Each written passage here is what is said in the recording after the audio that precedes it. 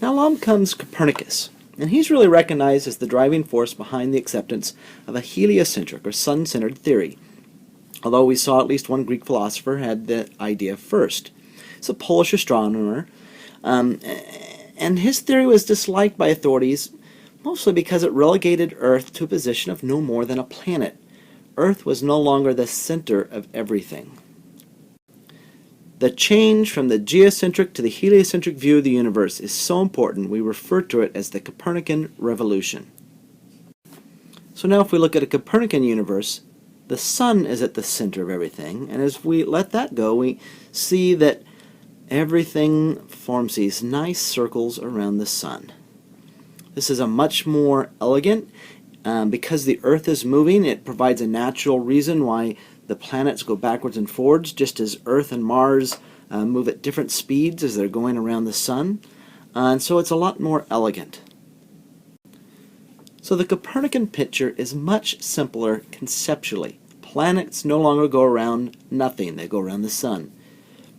The Earth behaves in much the same way as any other planets. It's a much simpler model, and simplicity is the main reason for its acceptance. This is an example of one of these great guiding principles of science called Occam's razor. Roughly it says if you have two theories that fit the observations, the simpler theory is almost always the one that is going to be correct. Copernicus's model had a natural explanation for the fact that Mercury and Venus are always close to the Sun because they're going around the Sun closer than the Earth, and for things like the retrograde motion of Mars and Jupiter and Saturn. The problem is the theory is still based on perfect circles. He was still influenced by this Greek thought, and because of that did not make any better predictions than Ptolemy's theory. So now I have two theories, one that's been handed down from the ancients who knew more than we did, one that's simpler. Which one do we choose? This is the basis of the Copernican revolution. Not necessarily whether one model or another is correct, but how we view the world around us. Do we take what we see or what we've been handed down information, or do we take what we can reason out as more correct? So here's kind of the crux of things, and it's really going to come to a head when we get to Galileo. Now the next person we need to talk about is Tycho Brahe. He's a Danish nobleman. He had a false nose. When we watch the Kepler video, you'll see a little bit more about that. Essentially, he got in a fight with another mathematician over who was the better mathematician. Swords were drawn. He lost his nose.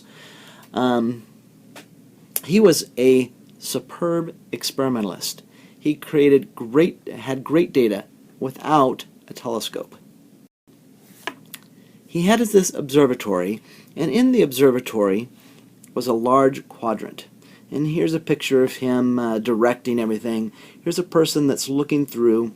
What they had is a slit in the ceiling that went right along the meridian, and they could tell when an object passed the slit. And inside this movable telescope here were two hairs that were crossed, so you knew instantly and at what angle, so therefore what height in the sky, something crossed the meridian.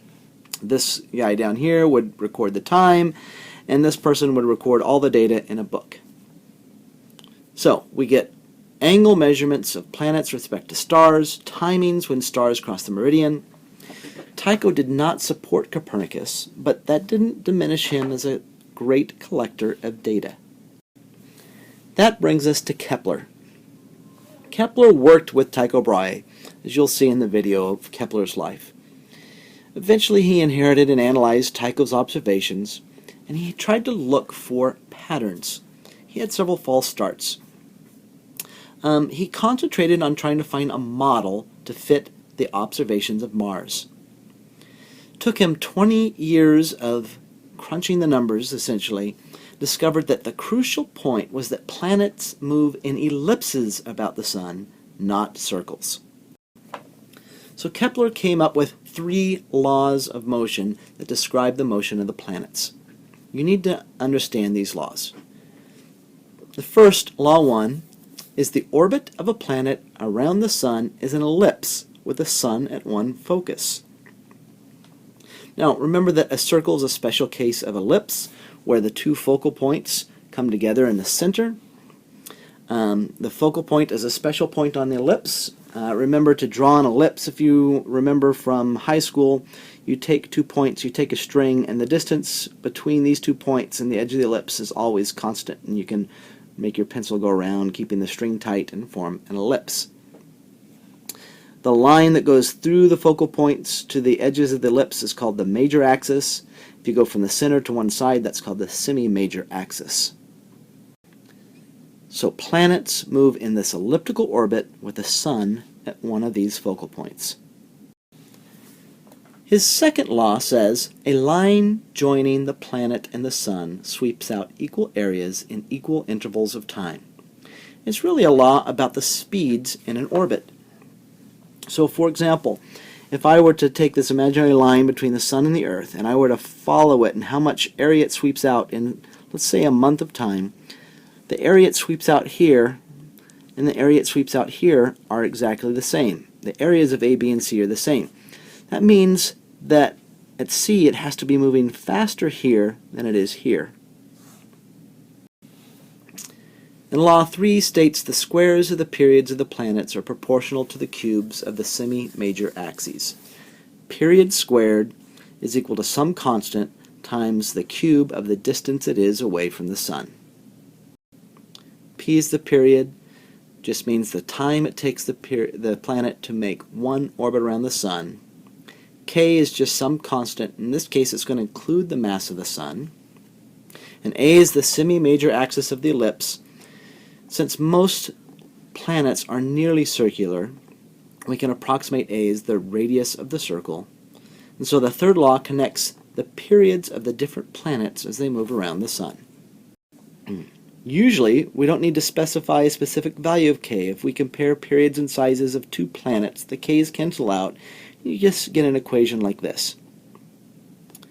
All three laws can be applied to other orbiting systems, such as the moons of Jupiter. And note that the actual value of K would be different for objects orbiting the Sun or orbiting Jupiter. For the Sun, if we measure the period in years and A in astronomical units, and one astronomical unit is the distance from the Sun to the Earth, then K is equal to 1 and it becomes simple. Now Kepler offered no explanation of why these laws hold. The strength of his theory is it allows much more precise prediction of the positions of the planets than Ptolemy's theory. So his three laws are much simpler than the complicated ones of Ptolemy. And remember, in science, simplicity is one of the most important aspects to any theory. Now this didn't prove that Copernicus was right.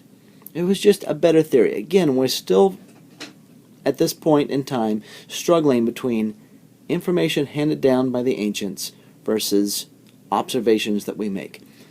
We're trying to find out as a people which is the better method for determining science.